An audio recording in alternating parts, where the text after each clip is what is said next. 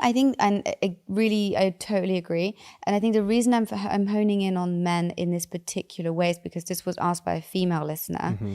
And also, we do get a lot of women who talk about, this kind of pattern that seems to happen in dating where men put in all of this effort and then they pull away once they get sex. We don't really hear that from men. I'm not saying it doesn't exist, but I want to speak to that specific Well, issue. and of course, there's a lot of that, I hear from guys in the gay community that experience that with other for guys, sure. where for them, sex means something. So men are the problem. I'm joking. Yeah. And they are encountering guys for whom sex is, certainly on the surface meaningless, or in the way they're having it meaningless. And, they're struggling to find a real relationship because they're coming across a lot of people for whom that intimacy doesn't seem to mean a lot beneath the animalistic urge. So how do you protect yourself? This is my question, because I think I agree with everything we're saying, but I just think it's really, really confusing because, when you're in that moment where you are on a date with someone, they are sort of talking about the future and being like, oh, my mum would love you, or stuff like that. I'm making this up. It's the kind of shit that people say. And, they say all these things and they're so familiar. And, maybe like there's an element of being familiar with you with other people that they're meeting when they're on a date and joking around, all this stuff, which makes you go, oh, maybe it is safe to sleep with this person.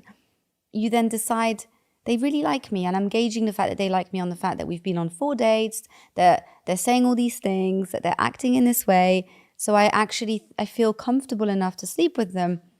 Meanwhile, the moment you do that, it's almost like Jekyll and Hyde. Next day, you're not getting as many messages. They pull away. They're no longer interested.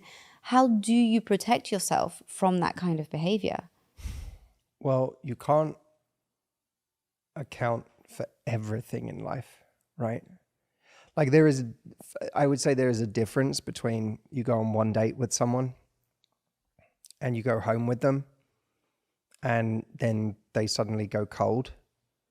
That to me is like kind of in a way the one extreme end of the spectrum. Not that I think that sleeping with someone on night one is extreme. I'm just saying like that's one end of the spectrum where you're really taking your chances because you have no idea this person's intentions or whether they really want more.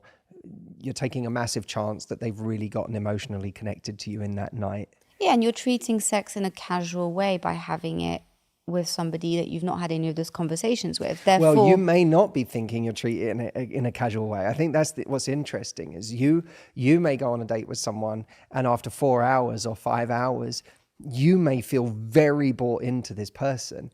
You may be quickly buying into this story that, oh my God, this is something incredibly special.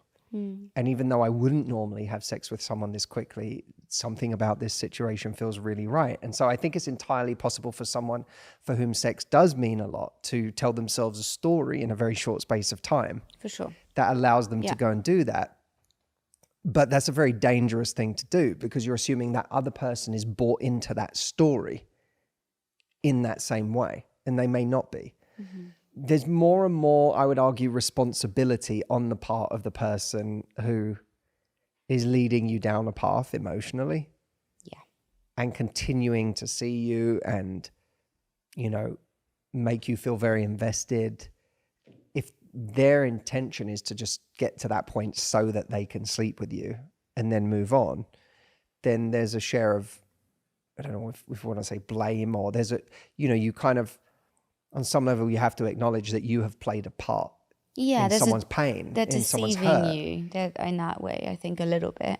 There's a deceit to it because there's not an up. No, because when I hear deceit, I think the part of that sometimes this is where I have to be really careful because I feel like I don't want the responsibility always has to be on us to be like, do I want to do this at this stage?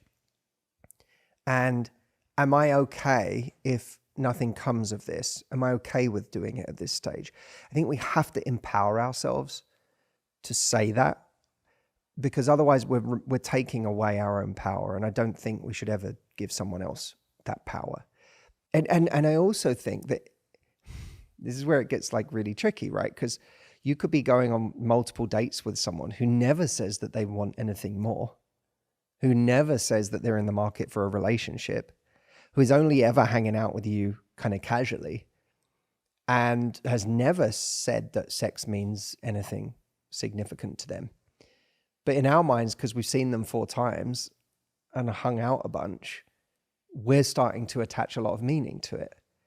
But there's still a bit of an assumption there that they're attaching the same meaning to it.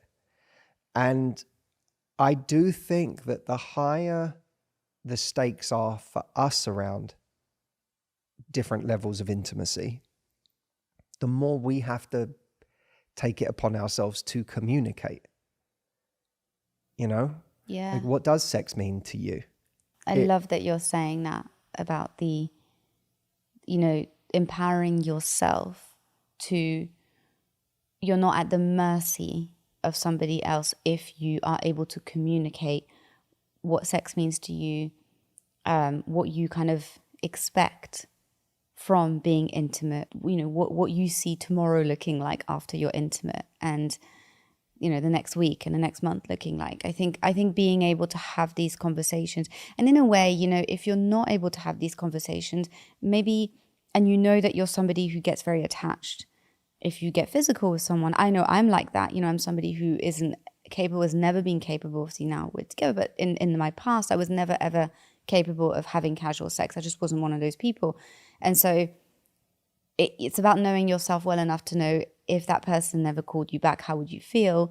And if the answer is, I would be devastated, but I still don't feel comfortable enough to have that conversation, then maybe I shouldn't sleep with them, because that's not a gamble I'm willing to take. And I love what you said about, I think it's so, so important about empowering ourselves to recognize that we can make those decisions. Yeah, and it's a funny thing, isn't it? We have to ask ourselves why, and I've heard you say something like this before, but if I don't feel comfortable enough to have this conversation, then why is it I would feel, if sex means something very significant to me, why would I feel comfortable jumping into bed with someone and engaging in this act that is really meaningful to me? Yeah, for sure. There's a weird I think paradox to that, right? Like, I'm not comfortable enough to have it. Yeah, they do get carried away. That's absolutely right. We all do, in moments, and it's exciting, and you just really like someone, that you're more likely to get carried away and be like, oh, I wouldn't have done that if I wasn't swept up in something. Yeah, but that's where I think, again, accountability. We have to have an incredible level of self-awareness around how has this made me feel in the past? When I just get swept away, what are my emotions the next morning? Yeah. The next day? How does it make me feel? And if the answer is it doesn't make me feel good, it makes me feel anxious, it makes me feel like I wish I had clarified our intentions beforehand, or I wish I had clarified with this person what sex means to them. If that's been the answer 9 times out of 10, then it's not going to have a different answer this time around. Yeah. And that self-awareness can make us go, oh yeah, I know it's like drinking, right? It's like at a certain point in life, a lot of us realize that there's a moment where we're drinking where we might have got swept away into the 3rd or 4th or 5th drink. And there's a certain drink that it tips over into, I'm going to feel terrible tomorrow.